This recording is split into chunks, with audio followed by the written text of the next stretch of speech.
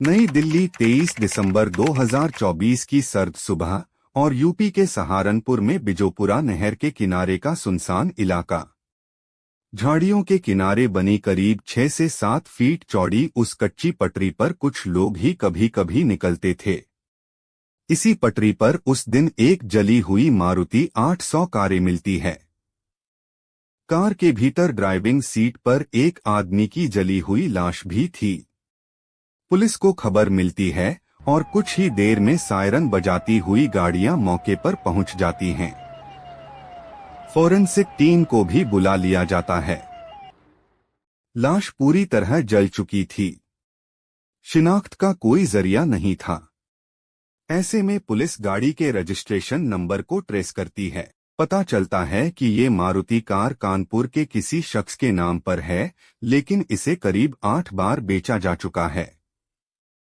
तफ्तीश होती है तो पता चलता है कि करीब 2-2.5 महीने पहले इस कार को बागपत में रहने वाले डॉक्टर मुबारक नाम के आदमी ने खरीदा था।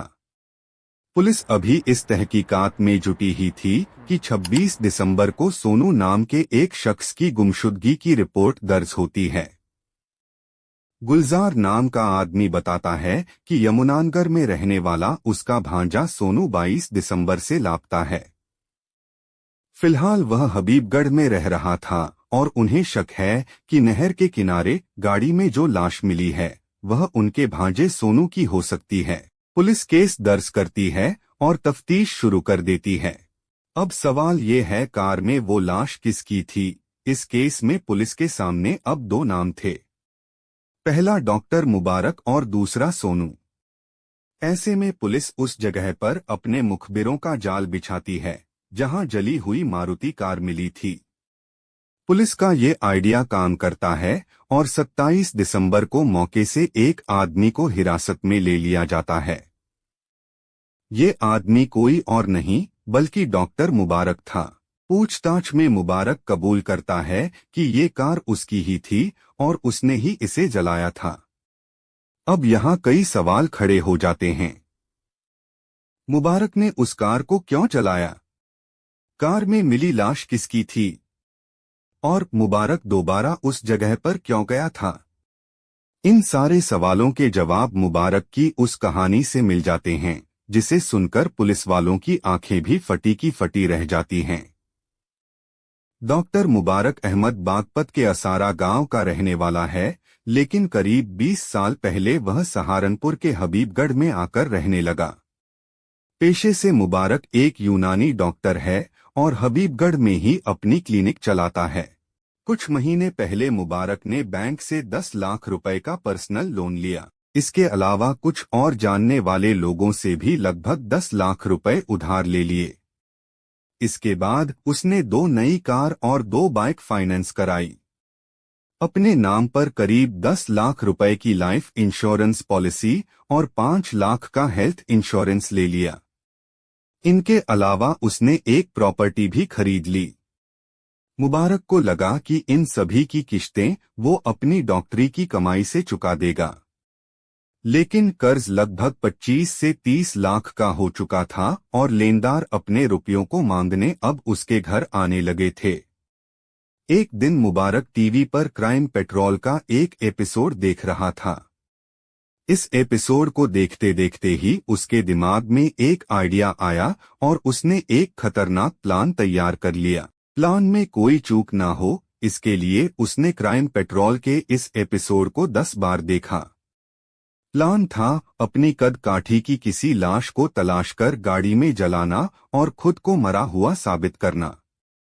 ऐसा करने से जहां पर्सनल लोन की रकम माफ हो जाती, वहीं 10 लाख रुपए जीवन बीमा के भी मिल जाते। अपने प्लान के लिए मुबारक ने करीब 2-2.5 महीने पहले एक सेकंड हैंड सस्ती मारुति 800 कार खरीदी।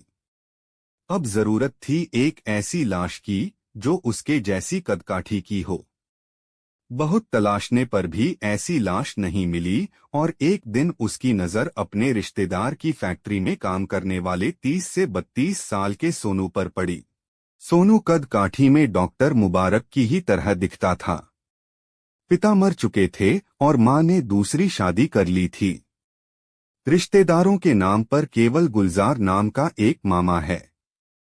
ऐसे में मुबारक को सोनू के अंदर अपना वो शिकार दिखा जिसके जरिए वह अपनी खतरनाक प्लानिंग को अंजाम दे सकता है। मुबारक ने सोनू से दोस्ती की और धीरे धीरे उसके साथ शराब भी पीना शुरू कर दिया।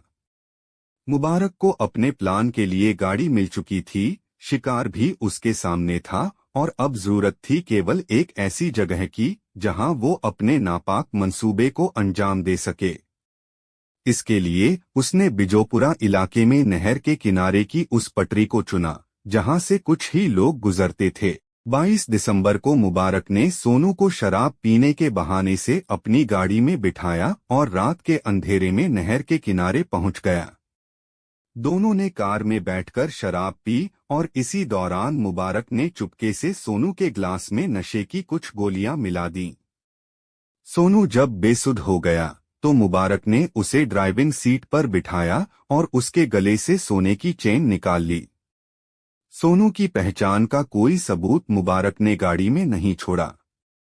इसके बाद पीछे छिपाकर रखी पेट्रोल से भरी कैन निकालकर उसने पूरी कार पर डाल दी। फिर गाड़ी में आग लगाई और मौके से फरार हो गया।